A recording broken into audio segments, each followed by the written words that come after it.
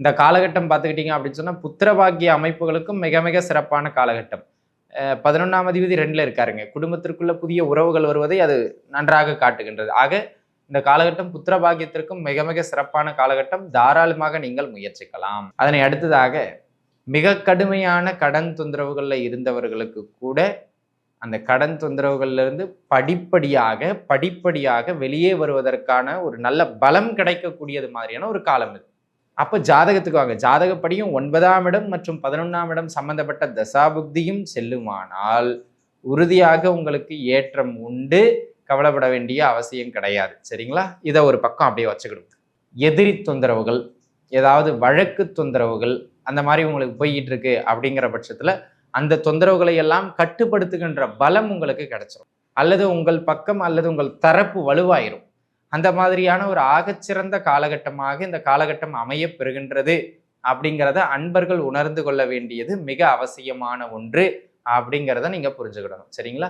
ஆக அன்பு நண்பர்களே, இந்த காலகட்டத்தை பொறுத்த மட்டிலும் உங்க நெகட்டிவிட்டி எல்லாவற்றிலிருந்து நீங்க வெளியில வருவீங்க. 9ஆம் இடம் 11ஆம் இடம் சம்பந்தப்பட்ட தசாபுக்தி மட்டும் நடக்குதான்னு பாருங்க.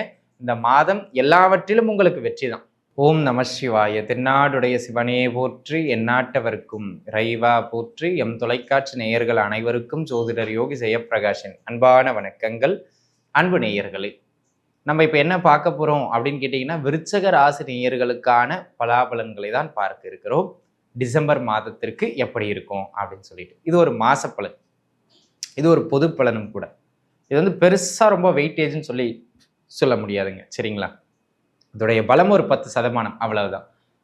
அப்போ இதுல நான் சொல்ற ஒரு 10 ப்ரெடிக்ஷன் சொல்றேன்னா 10மே உங்களுக்கு நடக்க போறது கிடையாது.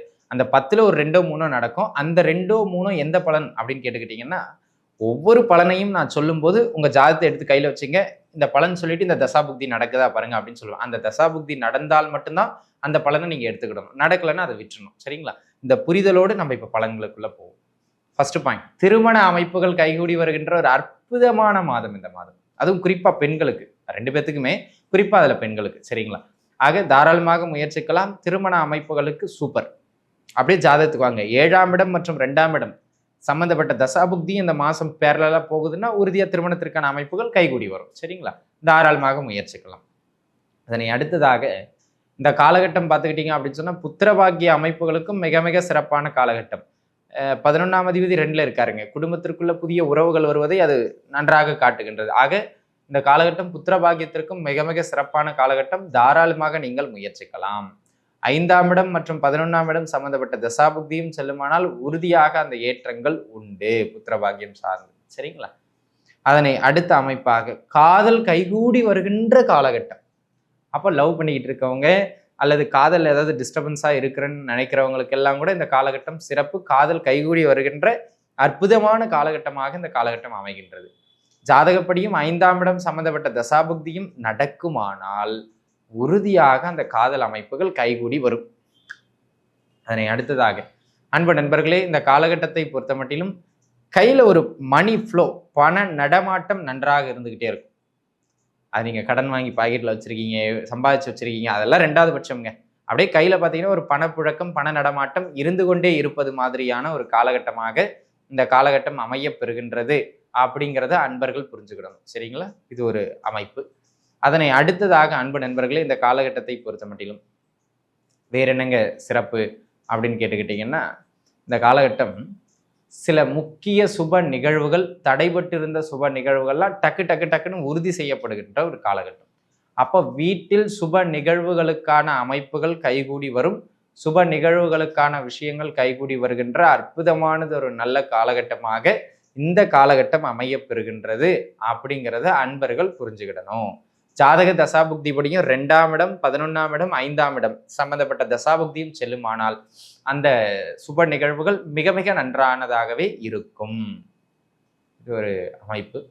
அதனை அடுத்ததாக மிக கடுமையான கடன் தொந்தரவுகள்ல இருந்தவர்களுக்கு கூட அந்த கடன் தொந்தரவுகள்ல இருந்து படிப்படியாக வெளியே வருவதற்கான ஒரு நல்ல பலம் கிடைக்கக்கூடியது மாதிரியான ஒரு காலம் இது. அப்ப ஜாதகத்துக்கு வாங்க. ஜாதகப்படியும் 9ஆம் இடம் மற்றும் 11ஆம் இடம் சம்பந்தப்பட்ட தசாபுக்தியும் செல்லுமானால் உறுதியாக உங்களுக்கு ஏற்றம் உண்டு. கவலைப்பட வேண்டிய அவசியம் கிடையாது. சரிங்களா? இதை ஒரு பக்கம் அப்படியே வச்சுக்கிடும். அன்பு நண்பர்களே, இந்த காலகட்டத்தை பொறுத்த மட்டிலும் வேற என்ன அமைப்புகள் மிக முக்கியமானதாக அமைகின்றது அப்படின்னு கேட்டுக்கிட்டீங்கன்னா, இந்த காலகட்டத்தை பொறுத்த மட்டிலும் பொருளாதார ரீதியாக இருந்து வந்த நெருக்கடிகள், கடன் தொந்தரவா இருக்கலாம், இல்ல பொருளாதார ரீதியா நீங்க யார்கிட்டயாவது குடுத்துட்டு அந்த பணம் வராம இருந்திருக்கலாம். அந்த பேமெண்ட்லாம் அப்படியே லாக் ஆகி இருந்திருக்கலாம். இது எல்லாமே உங்களுக்கு அந்த சீர்படுறதுக்கான அந்த ப்ராசஸ்லாம் நல்லபடியா நடந்துரும்.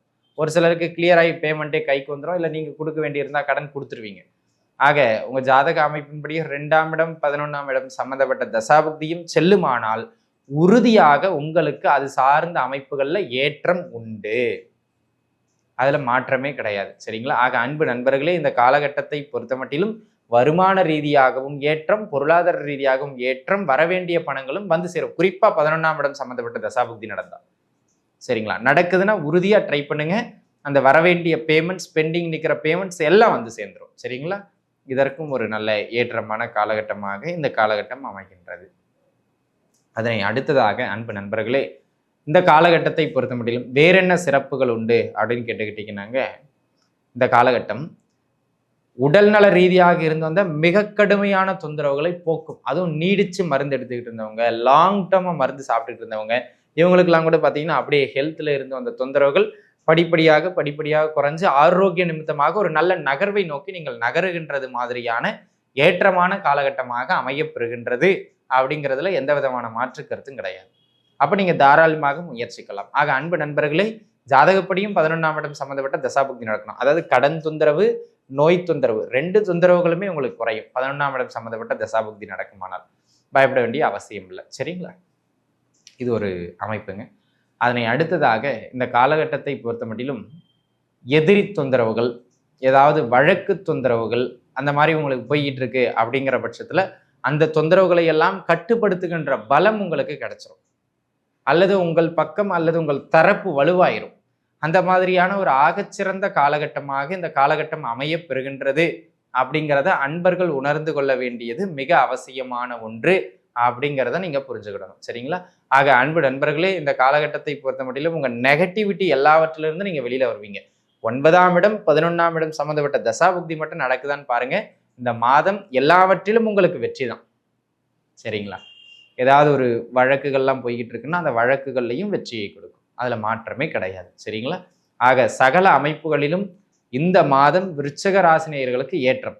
கவனமா இருக்கணுங்கிறது ஒரு 2 இடம் தாங்க. என்னன்னா, வளவளன்னு எதையாச்சும் ஒன்று பேசி வாக்கு கொடுத்துட்டு மாட்டிக்கிடுவீங்க.